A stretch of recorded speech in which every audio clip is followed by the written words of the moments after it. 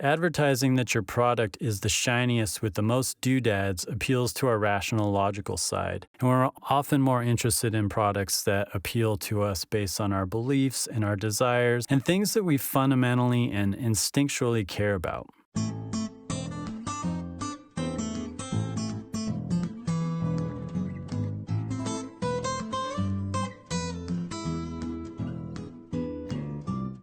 In the previous video, we talked about the features that help bind people together. These lists of characteristics tend to emerge within groups of people that are very passionate about something. They tend to emerge within tribes, and they help drive our connections to others, often based on something that's more complicated than just logic. It's important to remember the human brain is adapted to process and store particular kinds of information.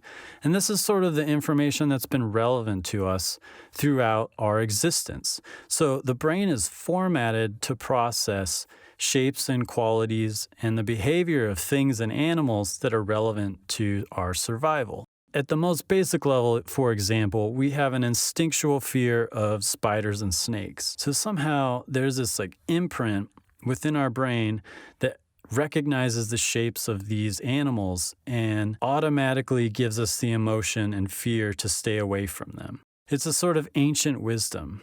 And we can see this in the earliest forms of human expression. With the earliest rock carvings, they often feature animals that we hunted or animals that hunted us.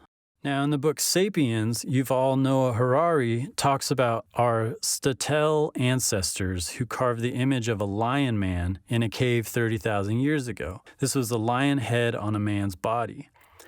And, this represents something that was very compelling, and it represents these beliefs among ancient people that were probably very similar to who we are today as humans.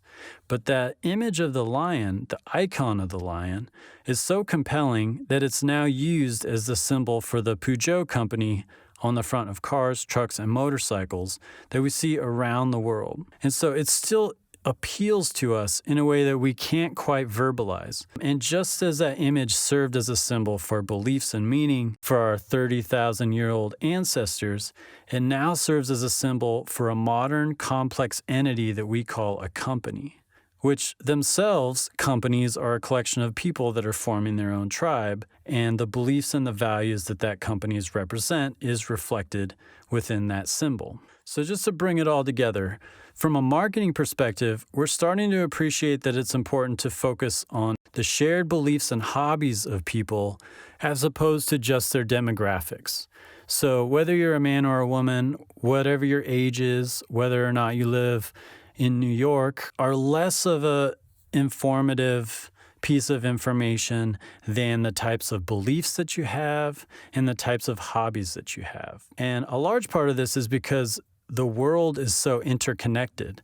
A man in New York can connect with a woman in California based on a shared belief in, their passion for Game of Thrones or something like that. So this places the emphasis on the consumer and their interests, and ultimately on what that person or group cares about. And that helps you connect with their passion and connect with the group, and it helps to bring people together. And if you want to influence people, you can create scenarios that help facilitate this. For example, if you create a blog or forum where groups with a similar passion can get together and talk to each other, or if you create events in real life where these people have the chance to connect and to see each other and share their ideas. Through these opportunities, we can help tribes find meaning, and we can track changes in their understanding of their beliefs and adapt to those changes as they occur. And ultimately, this all helps to form and shape culture. But let us know what you think about this and any tribes that you might participate in,